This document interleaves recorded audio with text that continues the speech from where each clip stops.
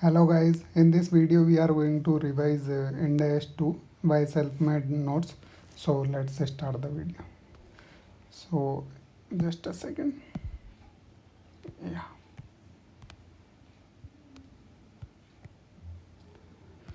तो Ind-AS 2 किस किस को एप्लीकेबल होता है? ये एप्लीकेबल होता है to inventory except financial instrument Ind-AS 32 and 109 and agriculture 41. तो इन्वेंट्रीज क्या होती है? Inventories are assets in the process of production of such cell and used for held in ordinary course of business for sale and in the form of material and supplies to the consumed in the production process or in the rendering of services.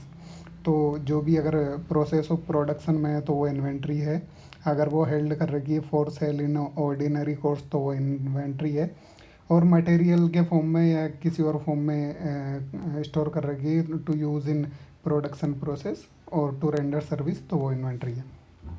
NRV क्या होता है? तो NRV is the estimated sale price in the ordinary course of business less the estimate cost of completion and estimate cost of necessary to make the sale. तो ये NRV होता है. NRV entity specific value होता है, और जो होता है फेयर वैल्यू होता है जो मार्केट वैल्यू मेजरमेंट होता है to sale such in same inventories. तो एनआरवी का ये formula estimate selling price in the ordinary cost of business less estimate cost of completion less estimate cost necessary to make such sale. तो inventory को measure किस पे करते हैं as per Ind-AS 2? तो इन्वेंट्री मेज़र होती है at the lower of cost और NRV whichever is lower. So cost क्या होती? कॉस्ट होती है, कॉस्ट में आते हैं cost of purchase, purchase price, import duty, taxes, transfer and handling charges, others cost to bringing the at present location, less trade discount, penny rebate and other similar items. इसमें ध्यान रखना है कि जो केस डिस्काउंट है वो less नहीं होता है, वो अलग से रेवेन्यू रिकॉग्नाइज होता है. So and conversion cost and other cost to bring the inventory to the present location.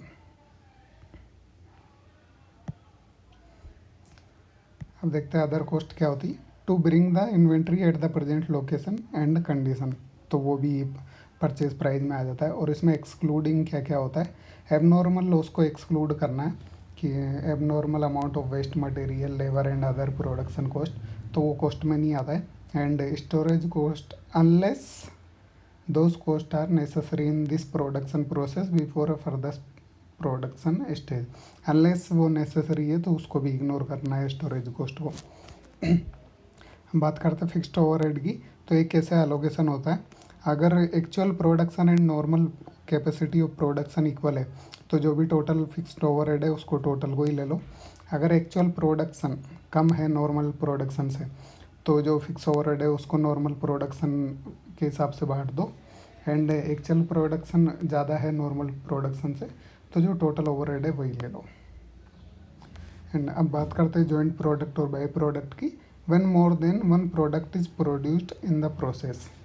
अगर आउटकम जॉइंट प्रोडक्ट है तो कैसे रिकॉग्नाइज करना है इन्वेंट्री को? So the cost of conversion is separately identified. अगर cost of conversion separately identified है तो उसको सेपरेटली रिकॉर्ड कर लो. If cost of conversion is not separately identified तो जो वो ऐसे रिकॉर्ड होगी. Allocation of cost is based on the relative sale value at each of each product either at the stage of production process when the product becomes separately identified or at the completion of production. तो उसको cell value के हिसाब से segregate allocate करना है either at the production process when production becomes separately identified or at the completion of product. So next is joint byproduct. When byproduct is immaterial, अगर immaterial है तो उसको एनआरवी पे मेज़र करो और जो वैल्यू है उसको डिडक्ट कर दो from cost of the main product. When by product is material तो उसको ऐसे रिकॉर्ड करना है कि is treated as joint product and accordingly the accounting is done. तो उसको जॉइंट प्रोडक्ट की तरह मानना है और फिर अगर वो ऐसे ही करना है जैसे ये है कि अगर सेपरेटली आइडेंटिफाइड है तो सेपरेट, अगर नहीं है तो सेल वैल्यू पे उसको मेज़र कर दो. So the next is Material and other supplies held for use in the production of inventories. When finished goods are sold at above cost. सो जो मटेरियल है उसको किस पे रिकॉर्ड किया जाता है, उस पर कॉस्ट और एनआरवी का फंडा नहीं लगता है। तो जो अगर फिनिश गुड कॉस्ट पे या उससे अबव पे सेल हो रहा है तो रॉ मटेरियल को कॉस्ट पे मेज़र करना है। अगर फिनिश गुड एनआरवी पे सोल्ड हो रहा है तो रॉ मटेरियल को रिप्लेसमेंट कॉस्ट पे मेज़र करना है एज एनआरवी। सो अगर मान लो रिटर्न डाउन हो गया कि इन्वेंट्री को एनआरवी पे मेज़र कर रहे हैं तो फिर इन्वेंट्री को रिटर्न डाउन करना पड़ता है एंड जो सेपरेटली क्लियर एविडेंस ऑफ और उसको रिवर्स करना पड़ता है when अगर there is subsequently clear evidence of an increase in NRV तो उसको फिर सब्सिक्वेंटली रिवर्स कर सकते हैं, but only up to the original cost, उससे ज़्यादा नहीं होनी चाहिए। तो रिटर्न डाउन की जनरल एंट्री क्या होती, cost of goods sold to inventory. तो यही था इंड एस 2।